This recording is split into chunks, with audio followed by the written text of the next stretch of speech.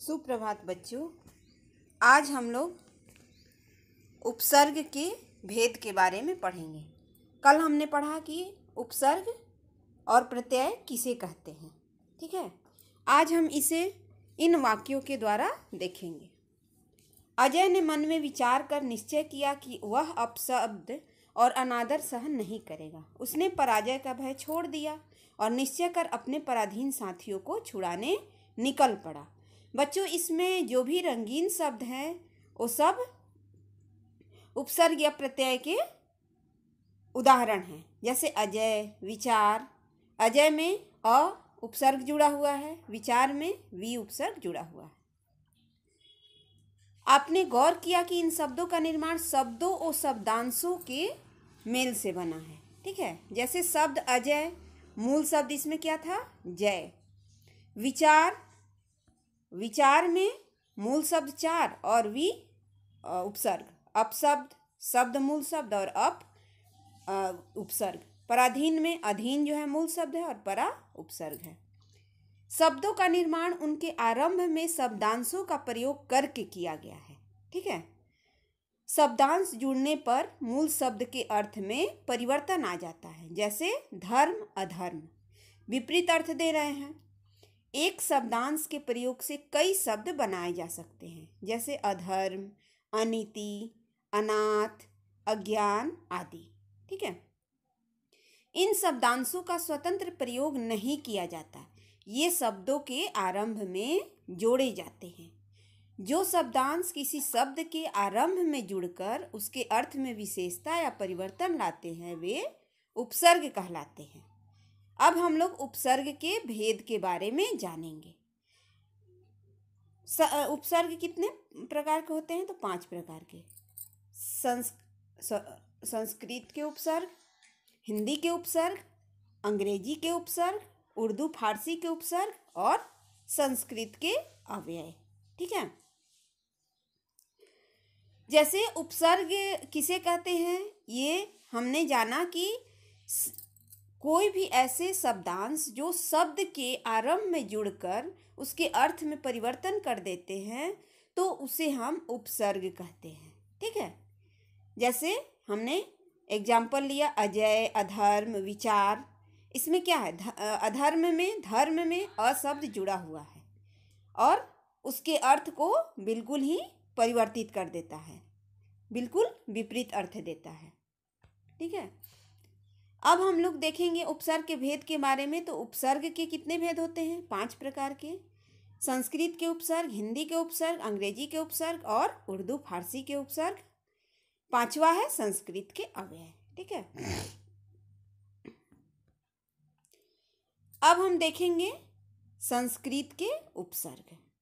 संस्कृत के उपसर्ग वे उपसर्ग कहलाते हैं जो संस्कृत के शब्द, जैसे हम लोग तत्सम और तद्भव शब्द पढ़े हैं, जो तत्सम शब्द होते हैं उनके साथ जो उपसर्ग लगाए जाते हैं तो वो संस्कृत के उपसर्ग कहलाते हैं। जैसे अ का अर्थ है नहीं, अभाव, अधर्म, अज्ञान। अति उपसर्ग है, इसका अर्थ है अधिक। इससे बनने वाले शब्द हैं अत्याचार, अत्यधिक, अतिरिक्त। अनु का अर्थ है पीछे, अनुचर, अनुकूल, अनुसार। अप उपसर्ग का अर्थ है बुरा और हीन और इससे बनने वाले शब्द हैं अपूर्ण, अपशब्द, अपमान। औ उपसर्ग का अर्थ है नीचे, बुरा, हीन। इससे बनने वाले शब्द हैं अवकाश, अवगुण। आ उपसर्ग का अर्थ है तक, लेकर और इनसे बनने वाले शब्द हैं आजन, आमरण। विशेष, विजय, विदेश। स उपसर्ग का अर्थ है साथ, सहित। इससे बनने वाले शब्द हैं सकुशल, सनात। अब हम लोग हिंदी के उपसर्ग को देखेंगे। अ का अर्थ है अभाव, निषेध, कमी। ठीक है, उदाहरण अशांति, अमर, अगम। अन उपसर्ग का अर्थ है कमी, निषेध, अनमोल, अनकही। ठीक है, अनमोल मतलब जिसका कोई मोल नहीं। अध का अर्थ है आधा, मतलब अधखिला, अधमरा, अधपका। क या कु का अर्थ है बुरा, कपूत, कुदीन, कुचाल। अब हम लोग उर्दू फारसी के उपसर्ग देखेंगे। ब ब का अर्थ है साथ, अनुसार।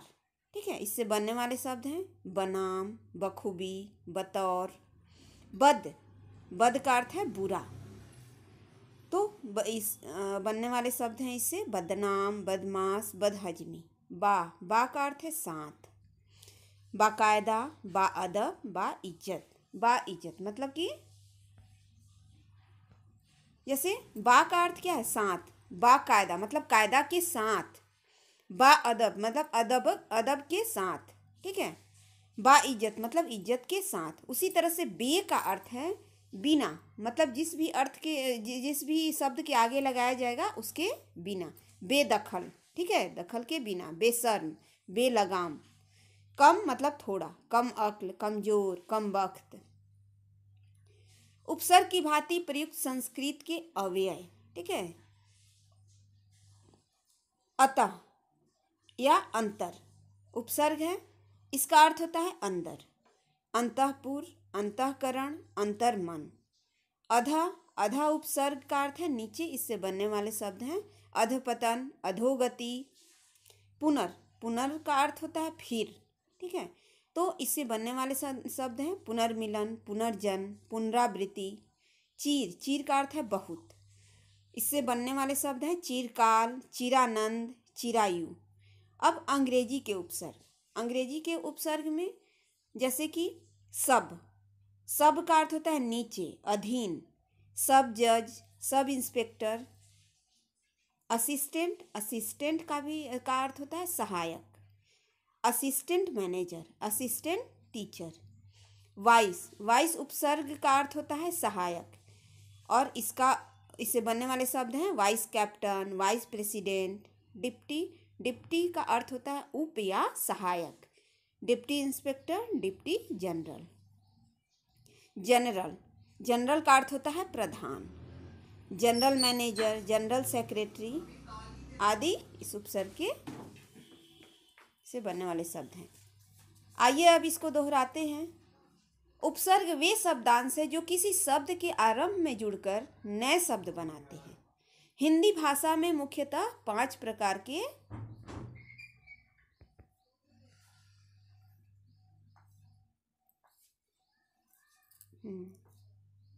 उपसर्ग वे शब्दांश है जो किसी शब्द के आरंभ में जुड़कर नए शब्द बनाते हैं। ठीक है, हिंदी भाषा में मुख्यतः 5 प्रकार के उपसर्गों का प्रयोग होता है। अब आगे हम लोग देखेंगे प्रत्यय। प्रत्यय क्या है?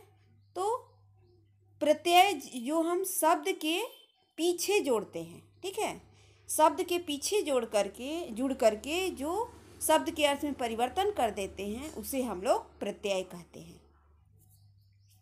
अब यहाँ इन वाक्यों के द्वारा हम देखेंगे। एक विदेशी यात्री घूमता घूमता एक पहाड़ी क्षेत्र में पहुंचा। उसे बहुत थकावट हो रही थी और वह भूखा प्यासा भी था। वहाँ के मुखिया ने उसे भोजन करवाया। यात्री ने मुखिया की भलाई की प्रशंसा की। ठीक है, इसमें जो भी रंगीन शब्द आए हैं सब में क्या है? प्रत्यय का प्रयोग हुआ है। विदेशी में दीर्घ ई प्रत्यय का प्रयोग हुआ है। उसके बाद पहाड़ी में दीर्घ ई प्रत्यय का प्रयोग हुआ है। भलाई में आई प्रत्यय का प्रयोग हुआ है। तो इस तरह से हम देखते हैं कि जो शब्दांश शब्द के अंत में जुड़कर नया शब्द बनाते हैं या उस शब्द के अर्थ में परिवर्तन कर देते हैं उसे हम लोग प्रत्यय कहते हैं। प्रत्यय के भेद। प्रत्यय के मुख्यतः 2 भेद होते हैं, कृत प्रत्यय और तद्धित प्रत्यय। कृत प्रत्यय कृत प्रत्यय जैसे कि चढ़, आई, धातु। वे प्रत्यय जो धातुओं के अंत में जुड़ करके नए शब्दों का निर्माण करते हैं उसे कृत प्रत्यय कहते हैं। जैसे यहाँ कृत प्रत्यय का अर्थ होता है कि जो शब्द धातुओं के अंत में जुड़कर, जैसे कि हम लोग क्रिया पढ़े हैं तो क्रिया का मूल रूप क्या होता है? धातु। तो जिस भी प्रत्यय का प्रयोग धातु के अंत में किया जाता है तो उसे हम लोग कृत प्रत्यय कहते हैं।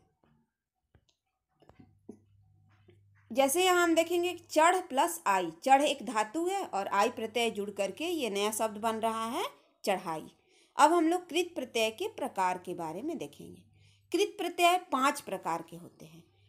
कर्तृवाच्य कृत प्रत्यय, क्रिया के कर्ता का ज्ञान कराने वाले प्रत्यय कहलाते हैं कर्तृवाचक कृत प्रत्यय। कर्ता का ज्ञान कराने वाले, जो क्रिया के कर्ता, मतलब कि कर्ता किसे कहते हैं तो काम करने वाले को, तो जो भी कर्ता का ज्ञान कराता है उसे हम लोग कर्तृवाचक कृत प्रत्यय कहते हैं। ठीक है, अर्थात कर्ता का ज्ञान कराने वाले प्रत्यय को। इसके हम लोग कुछ उदाहरण देखेंगे।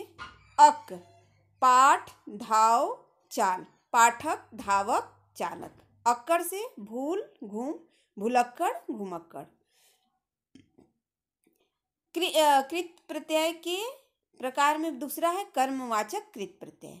तो शब्दों के अंत में जुड़कर कर्मवाचक शब्द बनाने वाले प्रत्यय जो होते हैं वो कर्मवाचक कृत प्रत्यय कहलाते हैं। जैसे कि खेल, बीच, इसमें औना प्रत्यय जुड़ने से खिलौना और बिछौना बना है।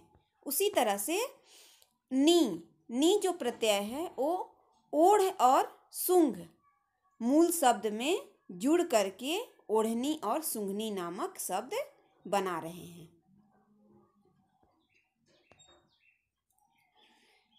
अब आगे हम लोग देखेंगे करणवाचक कृत प्रत्यय।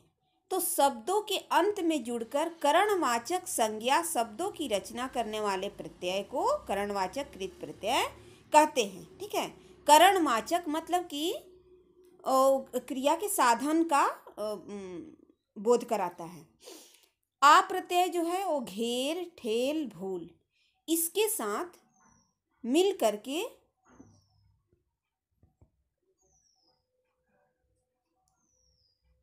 जैसे घेर, ठेल, भूल जो मूल शब्द हैं, तो इनके साथ जब हम लोग आ प्रत्यय जोड़ते हैं तो ये बनता है घेरा, ठेला, भूला। ठीक है, उसी तरह से नी प्रत्यय को जब हम लोग चट और मथ शब्द के साथ जोड़ेंगे तो ये बनेगा चटनी, मथनी। ठीक है, चटनी और मथनी में कौन सा प्रत्यय है तो नी। अब भाववाचक कृत प्रत्यय, शब्दों के अंत में जुड़कर भाववाचक संज्ञा शब्दों की रचना करने वाले प्रत्यय को हम लोग भाववाचक कृत प्रत्यय कहते हैं। ठीक है, जो शब्द हमारे भाव के बारे में बताते हैं। जैसे पढ़ है, लड़, ठीक है, तो उसके साथ हम आई प्रत्यय लगाएंगे तो पढ़ाई और लड़ाई शब्द बनेगा। उसी तरह से यदि हम लिख, सज और मिल मूल शब्द के साथ आवट प्रत्यय लगाते हैं तो शब्द क्या बनता है लिखावट और सजावट।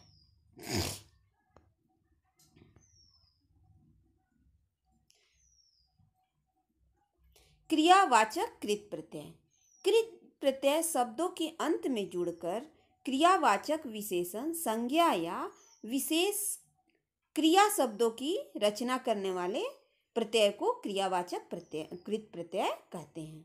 जैसे दीर्घ ऊ, आऊ, खा, टीक, चाल, खाऊ, टिकाऊ, चालू। ठीक है, यहाँ चालू में दीर्घ ऊ प्रत्यय जुड़ा हुआ है। उसी तरह से हंस, देख, चल में आ प्रत्यय लगाने से हंसा, देखा, चला शब्द बना। ठीक है, अब हम लोग तद्धित प्रत्यय को देखते हैं। तद्धित प्रत्यय, तद्धित में जैसे कि मानव प्लस ता, मानवता, संज्ञा और प्रत्यय जुड़े हुए हैं इसमें। तो इस तरह से हम देखते हैं कि वे प्रत्यय जो संज्ञा, सर्वनाम, विशेषण, अवयव आदि के अंत में जुड़कर नए शब्दों की रचना करते हैं उन्हें तद्धित प्रत्यय कहते हैं। अब तद्धित प्रत्यय के भेद। कर्तृवाचक तद्धित प्रत्यय, कर्ता का बोध कराने वाले तद्धित प्रत्यय को कर्तृवाचक तद्धित प्रत्यय कहते हैं। जैसे ई प्रत्यय, दीर्घ ई प्रत्यय जो है सुख और दुख के साथ इसको जोड़ा गया तो सुखी और दुखी शब्द बना। आर प्रत्यय सोना और लोहा के साथ जुड़ करके सुनार और लुहार शब्द का निर्माण कर रहा है। भाववाचक तद्धित प्रत्यय में भाव का बोध कराने वाले तद्धित प्रत्यय जो होते हैं वो भाववाचक तद्धित प्रत्यय कहलाते हैं। जैसे आई प्रत्यय बुरा और भला के साथ जुड़ करके बुराई और भलाई शब्द का निर्माण कर रहे हैं। उसी तरह दीर्घ ई प्रत्यय मूल शब्द खेत और सर्द के साथ मिलकर सर्दी और खेती और सर्दी नामक शब्द का निर्माण कर रहे हैं। संबंधवाचक तद्धित प्रत्यय, तो संबंध का बोध कराने वाले तद्धित प्रत्यय को हम लोग संबंधवाचक तद्धित प्रत्यय कहते हैं। जैसे कि प्रत्यय क्या है, आल, ससुर मूल शब्द उसके साथ मिलकर क्या बना, ससुराल। एरा, एरा प्रत्यय जो है मौसा और चाचा शब्द के साथ जोड़ा गया तो मौसेरा और चचेरा नामक शब्द बना। उसी तरह से इक, इक प्रत्यय जो है वो दीन और मूल शब्द के साथ मिलकर के दैनिक और मौलिक नामक शब्द का निर्माण कर रहा है। तो इन शब्दों से हमें क्या संबंध का बोध हो रहा है। ससुराल, मौसेरा, चचेरा, दैनिक, मौलिक, मतलब रोज का हमारा दैनिक का ये काम है। मौलिक जो भी होता है, तो ये इन सारे शब्दों से क्या पता चल रहा है, संबंध का बोध हो रहा है। तो ऐसे शब्द संबंधवाचक तद्धित प्रत्यय कहलाते हैं। नेक्स्ट है लघुतावाचक तद्धित प्रत्यय। तो लघु वस्तु का बोध कराने वाले तद्धित प्रत्यय को हम लोग लघुतावाचक तद्धित प्रत्यय कहते हैं। जैसे इया, डिब्बा, लोटा, डिबिया, लुटिया शब्द का निर्माण हुआ। दीर्घ ई प्रत्यय डोर और पहाड़ के साथ जोड़ा गया तो डोरी और पहाड़ी नामक शब्द बना।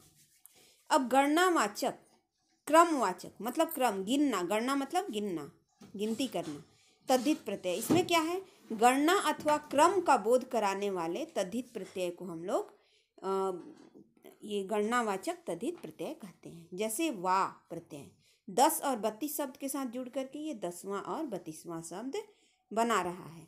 उसी तरह से हरा, हरा प्रत्यय जुड़ करके 1 और 2 मूल शब्द के साथ इकहरा और दोहरा नामक शब्द का निर्माण कर रहा है।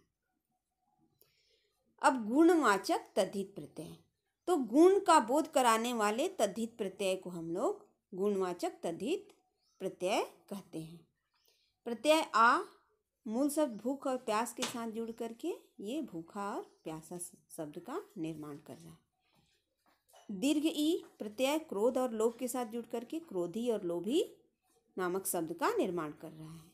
दीर्घ ऊ प्रत्यय मोटा और बाजार शब्द के साथ जुड़ करके मोटू और बाजारू शब्द का निर्माण कर रहे हैं।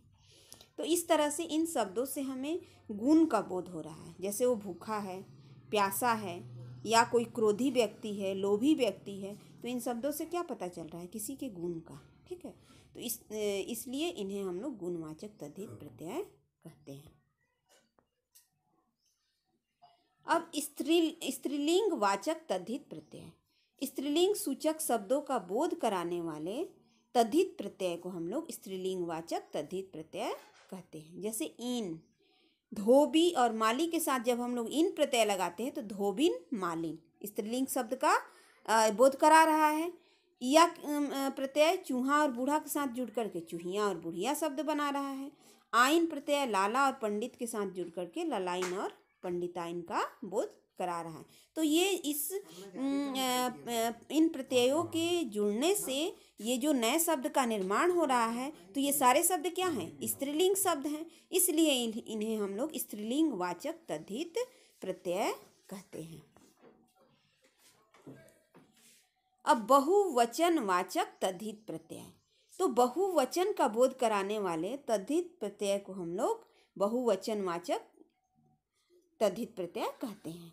जैसे ए, लड़का, पत्ता, अगर ए प्रत्यय हम लोग लगाते हैं तो लड़के और पत्ते बनते हैं। ए, ठीक है, तो ए माला, छात्रा, माला छात्रा के साथ जब लगाते हैं तो मालाएं और छात्राएं शब्द का निर्माण हो रहा है। अब संस्कृत के प्रमुख तद्धित प्रत्यय, ठीक है, अब संस्कृत के कौन कौन से प्रमुख तद्धित प्रत्यय हैं उनके बारे में हम लोग जानेंगे। त्व, ममता, गुरु, ममत्व और गुरुत्व। ठीक है, तो ये संस्कृत के शब्द हैं ममता और गुरु, इनके साथ त्व प्रत्यय लग करके ये सब नए शब्द का निर्माण कर रहे हैं, इसलिए इन्हें हम लोग संस्कृत के तद्धित प्रत्यय कहते हैं। जैसे त्व, त्व क्या है, ममता और गुरु के साथ मिल रहा है तो ममत्व और गुरुत्व नामक शब्द का निर्माण हो रहा। लघु और गुरु के साथ जुड़ रहा है ता प्रत्यय तो लघुता और गुरुता। लेख और रक्षा के साथ अक प्रत्यय जब जोड़ा जा रहा है तो लेखक और रक्षक नामक शब्द का निर्माण हो रहा है। आगे हम लोग देखेंगे उर्दू के प्रमुख तद्धित प्रत्यय।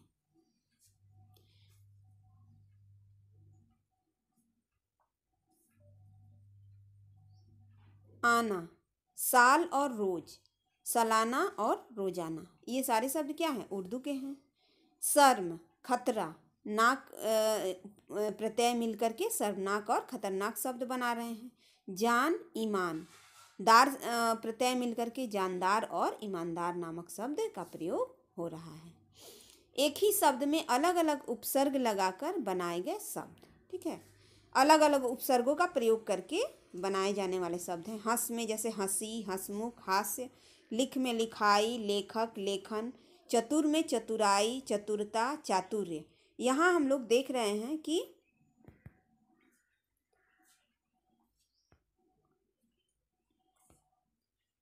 जैसे हंसी, हंस से हंसी, हंसमुख, हास्य, 3 शब्द बनाए गए हैं, लेकिन तीनों में प्रत्यय जो है तो प्रत्ययों का इस्तेमाल अलग अलग हुआ है। तो इस तरह से एक ही शब्द में हम लोग अलग अलग प्रत्यय जोड़ करके अलग अलग शब्दों का निर्माण करते हैं। जैसे कि लिख, लिख में लिखाई, लेखक और लेखन। लिख के द्वारा 3 शब्दों का निर्माण किया गया है, लिखाई, लेखक, लेखन। लिखाई में आई प्रत्यय जुड़ा हुआ है, लेखक में अक प्रत्यय और लेखन में अन प्रत्यय न प्रत्यय जुड़ा हुआ है। आगे हम लोग देखेंगे चतुर। चतुर के द्वारा भी 3 शब्द बनाए गए हैं, चतुराई, चतुरता, चातुर्य। चतुराई में आई प्रत्यय जुड़ा हुआ है, चतुरता में ता प्रत्यय जुड़ा हुआ है और चातुर्य में अर प्रत्यय जुड़ा हुआ है।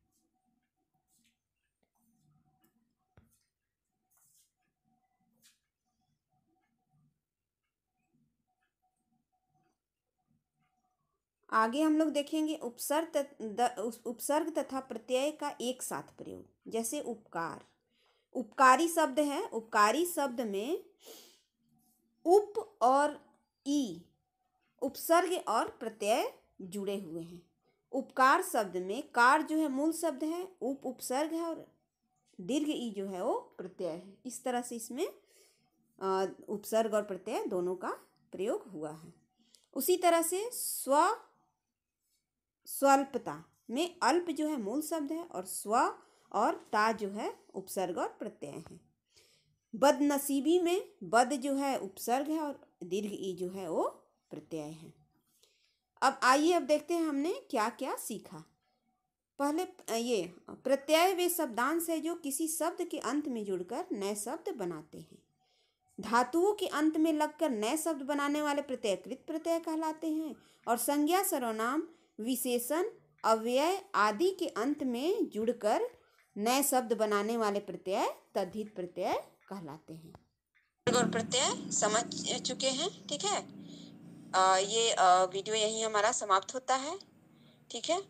आप इस वीडियो को ध्यानपूर्वक देखिएगा और जो भी आपको वर्क दिया जा रहा है उसको कंप्लीट करके सेंड कीजिएगा।